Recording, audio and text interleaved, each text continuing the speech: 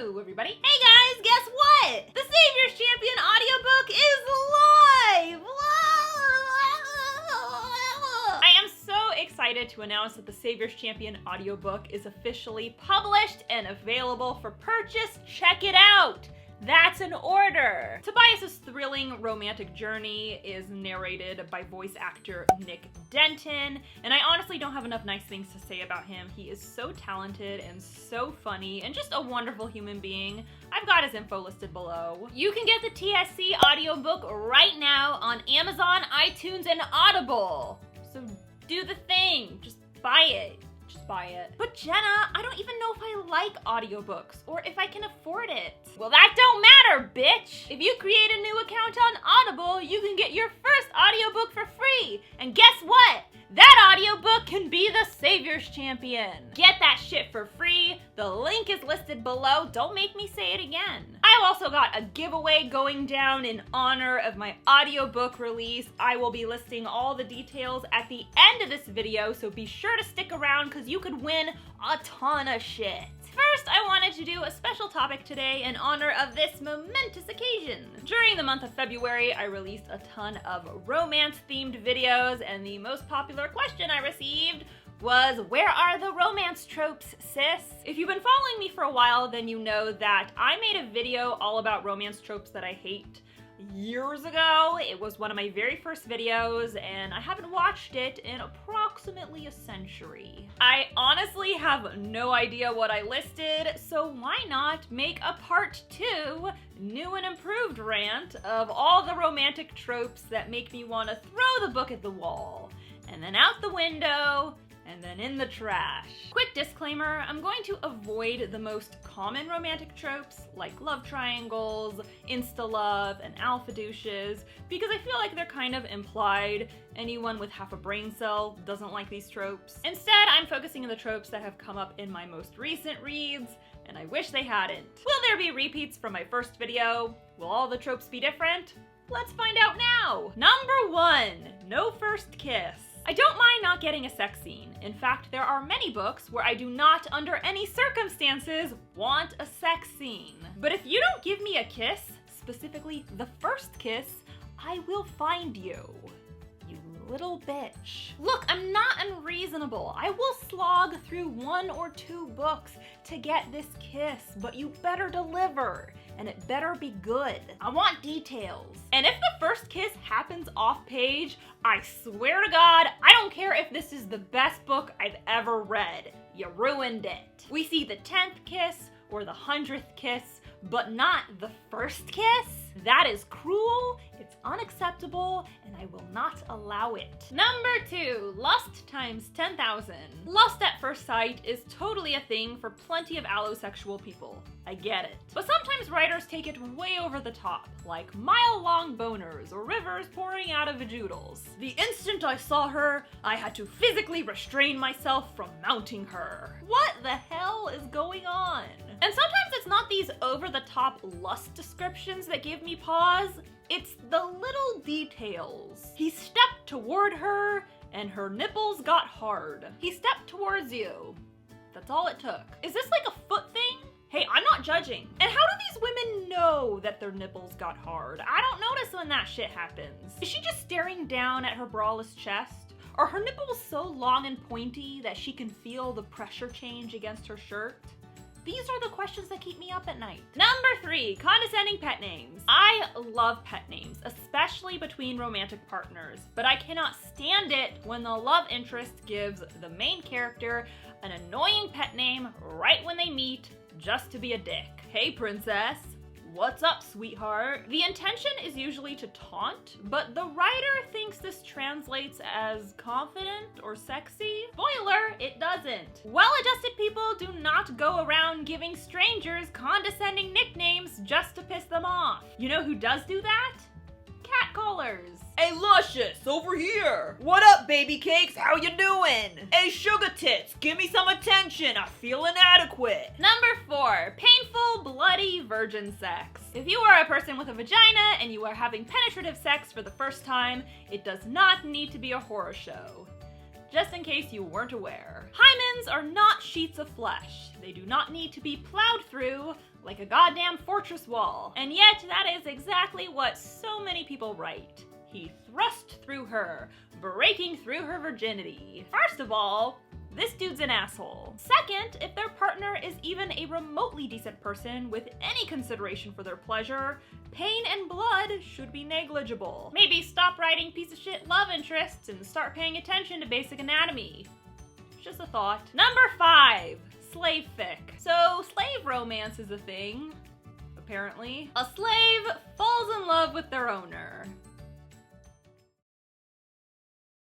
Do I even need to explain why this is on the list? But Jenna, it's so romantic. If that's the case, so is stepping on broken glass, eating spiders, and licking armpits. I'm sorry if this is an unpopular opinion, except that I'm not sorry at all. I'm fine with a love story between two slaves, Crixus and Navia forever. But I find it very uncomfortable and pretty gross to read about a person being treated as property falling in love with the other person who treats them as said property, for reasons that should be blatantly obvious. Number 6. This is not the number 6. Number 6, the naive dumbass. It seems like every shitty love story I read is a heterosexual pairing involving a man who fits at least 3 of the tropes on this list, along with a woman who is inevitably described as naive. Writers like to use the word naive to explain away idiotic decision-making that is necessary to drive the plot forward, because of course, the love interest has to save the woman from the shit show that she's created. Did she almost get herself killed for the 15th time despite plenty of warning? Poor thing, so naive. Stupid!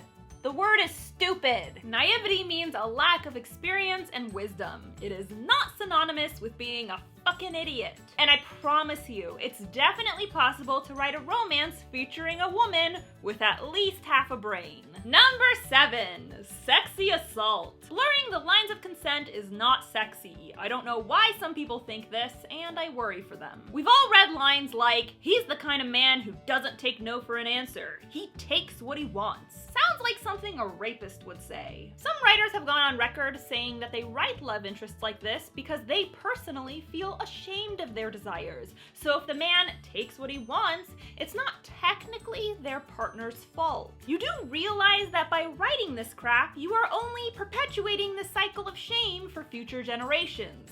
Like a complete asshole. Other writers have said that they write these kind of sex scenes because they like assertive partners. What if I told you a love interest can be assertive without being a predator? If you're adamant about writing abuse as romantic or sexy, do us all a favor and seek counseling instead. That's not a joke, therapy works wonders, and I support you. Number 8, redeem the abuser. Okay, I know he manipulated, assaulted, and both physically and emotionally abused her, but keep reading, he totally makes up for it. Do you hear how this sounds?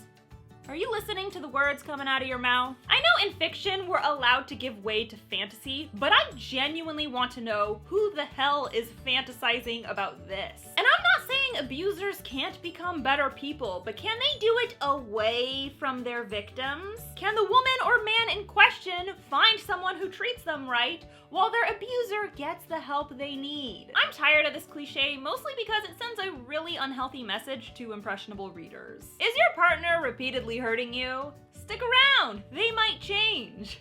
Maybe, hopefully, probably not. Number 9, gross age differences. I'm not saying all age differences are gross, but we've all seen some that make us want to call CPS. A 30 and 35-year-old getting together? Fine, have a nice life. A 16 and 20-year-old?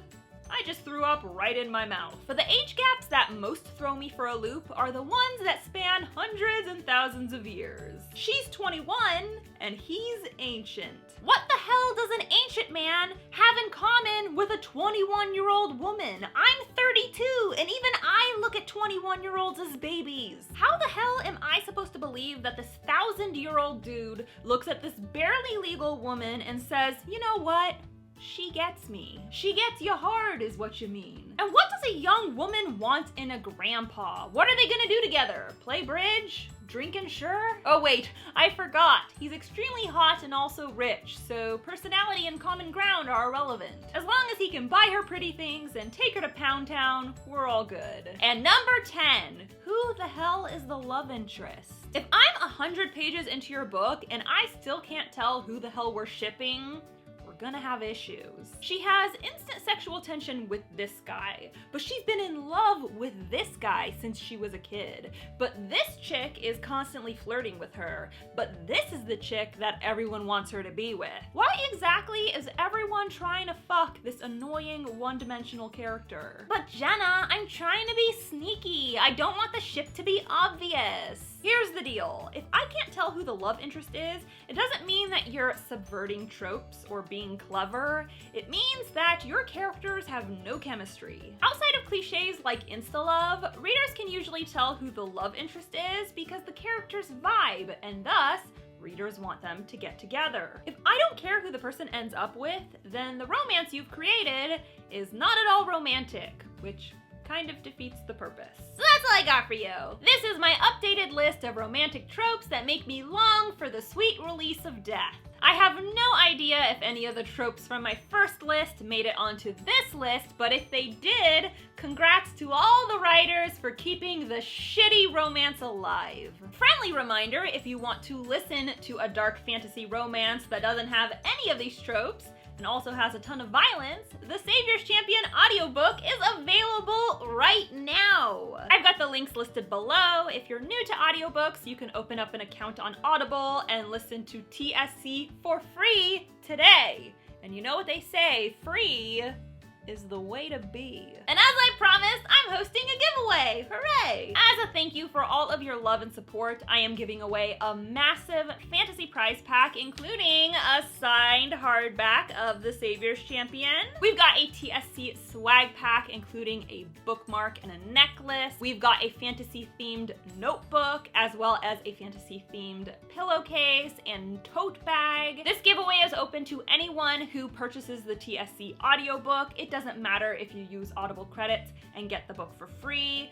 Go for it. The more the merrier. The giveaway sign-up sheet is listed below. Be sure to order your audiobook and then enter the giveaway, and you might be walking away with this huge fantasy prize pack. Don't forget to subscribe to my channel. I post new videos on Wednesdays, and if you want to be alerted as soon as I upload, ring that bell. The Savior's Champion is available in ebook, paperback, hardback, signed hardback, and now audiobook. All of the links are listed below. Check it out and join Tobias on his thrilling adventure. And be sure to follow me on social media. I'm on Instagram, Tumblr, Facebook, and of course, you can tweet me at Jenna Moreci. Bye! This is Rondies.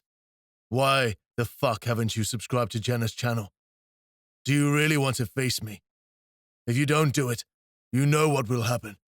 I'll rip out your tongue, torture you, then leave your rotten corpse out for the birds to feast on it.